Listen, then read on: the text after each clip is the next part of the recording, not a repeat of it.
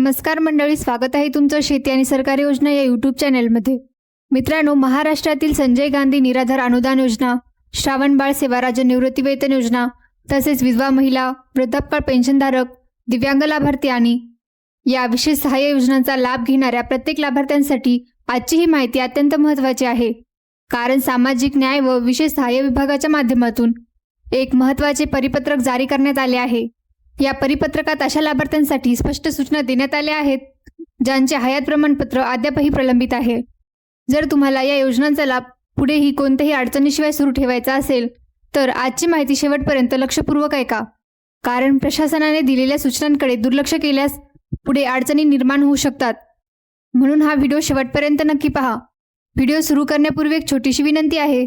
तुम्ही जर या चॅनेलवर पहिल्यांदाच आला असाल तर चॅनेलला नक्की सबस्क्राईब करा, जेणेकरून संपूर्ण अपडेट्स तुम्हाला वेळेवर मिळतील. चला तर मंडळी, व्हिडिओला सुरुवात करूया. मित्रांनो, आता थेट या परिपत्रकात काय सांगण्यात आले आहे ते पाहूया. सामाजिक न्याय व विशेष सहाय्य विभाग, महाराष्ट्र शासन यांच्या माध्यमातून दिनांक 21 जुलै 2026 रोजी एक अधिकृत परिपत्रक प्रसिद्ध करण्यात आले आहे.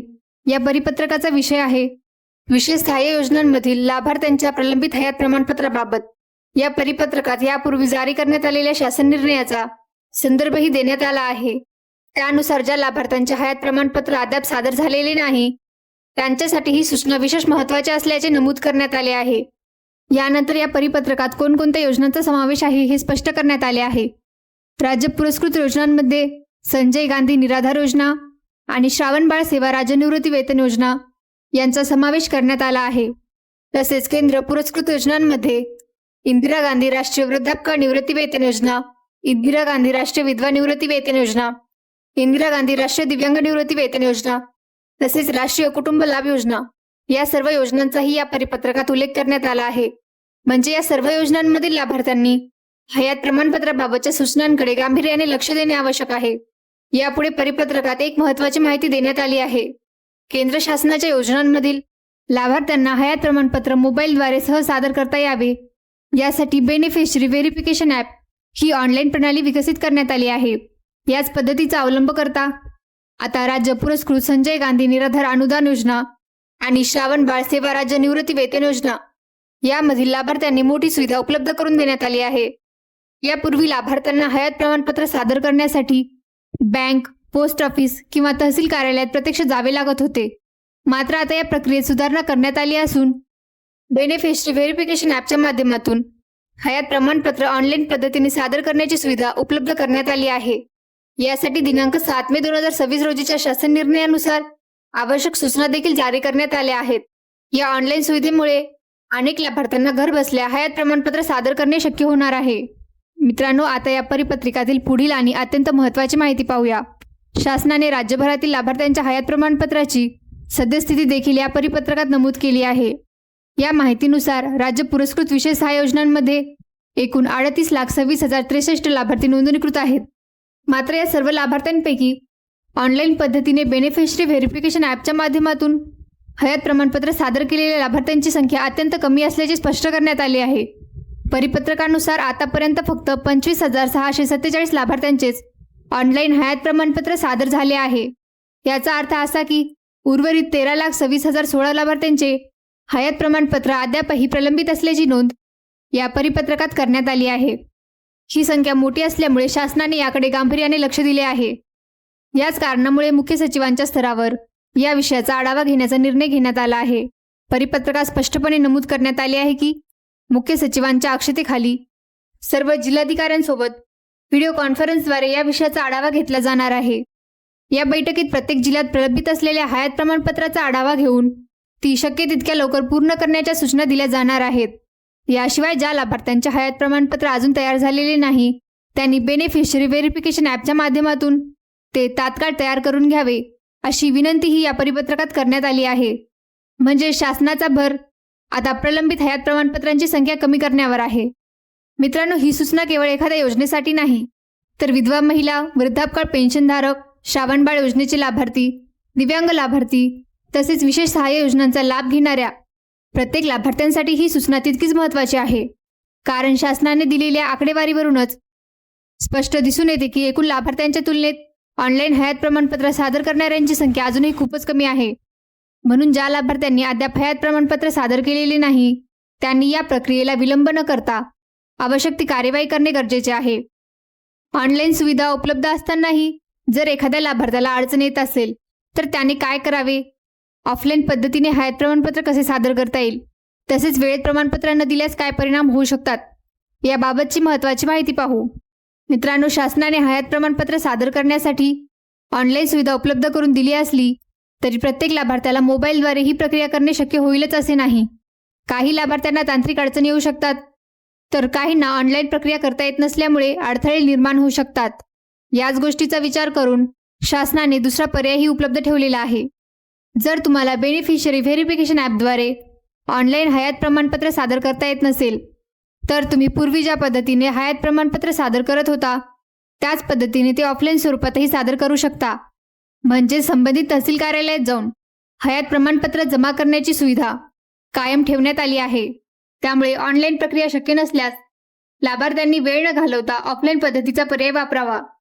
मित्रांनो, हयात प्रमाणपत्राबाबतची स्थिती किती गंभीर आहे याचे उदाहरणही समोर आले आहे. यापूर्वी उपलब्ध झालेल्या माहितीनुसार अहिल्यानगर जिल्ह्यातच सुमारे 70,000 लाभार्थ्यांनी अद्याप हयात प्रमाणपत्र सादर केलेले नाही. फक्त एका जिल्ह्यात एवढ्या मोठ्या संख्येने प्रलंबित प्रकरणे असल्याने राज्यातील एकूण परिस्थिती किती मोठी असू शकते याची कल्पना यावरून येते. त्याचप्रमाणे राज्यभरातील आकडेवारी पाहिले तर 38,26,063 लाभार्थ्यांपैकी केवळ 25,647 लाभार्थ्यांनीच ऑनलाईन हयात प्रमाणपत्र सादर केले आहे. ही संख्या अत्यंत कमी असल्यामुळे प्रशासनाने याबाबत गंभीर भूमिका घेतली आहे. म्हणूनच ज्या लाभार्थ्यांनी अजूनही हयात प्रमाणपत्र सादर केलेले नाही त्यांनी याकडे दुर्लक्ष करू नये. ऑनलाईन सुविधा वापरता येत असेल तर ती वापरा आणि ऑनलाईन शक्य नसेल तर थेट तहसील कार्यालयात जाऊन ऑफलाईन पद्धतीने हयात प्रमाणपत्र जमा करा. महत्त्वाचे म्हणजे कोणतीही पद्धत निवडली तरी हयात प्रमाणपत्र वेळेत सादर होणे आवश्यक आहे. कारण शासनाचा उद्देश प्रत्येक लाभार्थ्याची माहिती अद्ययावत ठेवणे आणि योजनांचा लाभ योग्य व्यक्तींपर्यंत नियमित पोहोचवणे हा आहे. मित्रांनो, या परिपत्रकातील पुढील सूचना प्रत्येक लाभार्थ्यांसाठी अत्यंत महत्त्वाची आहे. शासनाने स्पष्टपणे सांगितले आहे की हयात प्रमाणपत्र वेळेत सादर करणे आवश्यक आहे. जर एखाद्या लाभार्थ्याने निर्धारित कालावधीत हयात प्रमाणपत्र सादर केले नाही तर त्याचा थेट परिणाम योजनेच्या लाभावर होऊ शकतो. म्हणून कोणत्याही कारणामुळे ही प्रक्रिया पुढे ढकलू नका. तुम्हाला ऑनलाईन पद्धतीने हयात प्रमाणपत्र सादर करता येत असेल तर बेनिफिशरी व्हेरिफिकेशन ॲपच्या माध्यमातून ते पूर्ण करा. आणि जर ऑनलाईन प्रक्रिया शक्य नसेल तर पूर्वीप्रमाणे संबंधित तहसील कार्यालयात जाऊन ऑफलाईन पद्धतीने हयात प्रमाणपत्र जमा करा. महत्त्वाची बाब म्हणजे ही प्रक्रिया पूर्ण करण्यास विलंब होऊ देऊ नका. याचबरोबर शासनाने सर्व जिल्हाधिकाऱ्यांनी आवश्यक सूचना दिल्या आहेत. परिपत्रकानुसार मुख्य सचिवांच्या स्तरावर व्हिडिओ कॉन्फरन्सद्वारे या विषयाचा आढावा घेतला जाणार आहे. तसेच प्रत्येक जिल्ह्यात प्रलंबित असलेल्या हयात प्रमाणपत्रांची प्रक्रिया वेगाने पूर्ण व्हावी यासाठी आवश्यक कार्यक्रम आणि नियोजन करण्याबाबतही सूचना देण्यात आल्या आहेत. म्हणजेच आता जिल्हास्तरावरही या कामाला गती देण्याचा प्रयत्न केला जाणार आहे. त्यामुळे ज्या लाभार्थ्यांचे हयात प्रमाणपत्र अजूनही प्रलंबित आहे त्यांनी प्रशासनाच्या सूचनांची वाट न पाहता स्वतःहून आवश्यक ती कार्यवाही करणे अधिक योग्य ठरेल. कारण जितक्या लवकर हयात प्रमाणपत्र सादर होईल तितक्या लवकर संबंधित नोंदी अद्ययावत होतील आणि पुढील प्रक्रियेत अडथळे येण्याची शक्यता कमी होईल. म्हणून पुन्हा एकदा सांगू इच्छिते की ऑनलाईन किंवा ऑफलाईन ज्या पद्धतीने शक्य असेल त्या पद्धतीने ही प्रक्रिया पूर्ण करा आणि हयात प्रमाणपत्र प्रलंबित राहणार नाही याची काळजी घ्या. मित्रांनो, या परिपत्रकातील आणि आजच्या माहितीतील शेवटचा मुद्दा म्हणजे ऑगस्ट महिन्याच्या हप्त्याबाबतची माहिती. सध्या जुलै महिन्यात हयात प्रमाणपत्र प्रलंबित असलेल्या लाभार्थ्यांची माहिती अद्ययावत करण्यावर प्रशासनाचे विशेष लक्ष आहे. याच पार्श्वभूमीवर असे सांगण्यात आले आहे की लवकरच ऑगस्ट महिन्याच्या हप्त्यासंदर्भातील शासन निर्णय निर्गमित होण्याची अपेक्षा आहे. त्यानंतर हप्ता वितरणाची प्रक्रिया सुरू होईल. गेल्या 2 ते 3 महिन्यांचा अनुभव पाहिला तर हप्त्यांचे वितरण तुलनेने लवकर करण्यात आले आहे. त्याच पद्धतीने ऑगस्ट महिन्याच्या हप्त्याची प्रक्रिया देखील पुढील काही कालावधीत सुरू होऊ शकते. मात्र त्यापूर्वी एक महत्त्वाची बाब लक्षात ठेवणे आवश्यक आहे. ज्या लाभार्थ्यांचे हयात प्रमाणपत्र अद्याप सादर झालेले नाही त्यांनी ऑगस्ट हप्ता वितरणापूर्वी ही प्रक्रिया पूर्ण करणे आवश्यक आहे. म्हणून तुमच्या हयात प्रमाणपत्र प्रलंबित असेल तर कोणताही विलंब न करता ते ऑनलाईन किंवा ऑफलाईन पद्धतीने लवकरात लवकर सादर करा. तर मित्रांनो, आज आपण सामाजिक न्याय व विशेष सहाय्य विभागाने 21 जुलै 2026 रोजी जारी केलेल्या महत्त्वाच्या परिपत्रकातील माहिती सविस्तरपणे जाणून घेतली. या परिपत्रकात संजय गांधी निराधार अनुदान योजना, श्रावण बाळ सेवा राज्य निवृत्ती वेतन योजना, तसेच इंदिरा गांधी राष्ट्रीय वृद्धापकाळ निवृत्ती वेतन योजना, इंदिरा गांधी राष्ट्रीय विधवा निवृत्ती वेतन योजना, इंदिरा गांधी राष्ट्रीय दिव्यांग निवृत्ती वेतन योजना आणि राष्ट्रीय कुटुंब लाभ योजना या योजनातील प्रलंबित हयात प्रमाणपत्राबाबत महत्त्वाच्या सूचना देण्यात आल्या आहेत. तसेच बेनिफिशियरी व्हेरिफिकेशन ॲपच्या माध्यमातून हयात प्रमाणपत्र ऑनलाईन सादर करण्याची सुविधा उपलब्ध असल्याचे सांगण्यात आले आहे.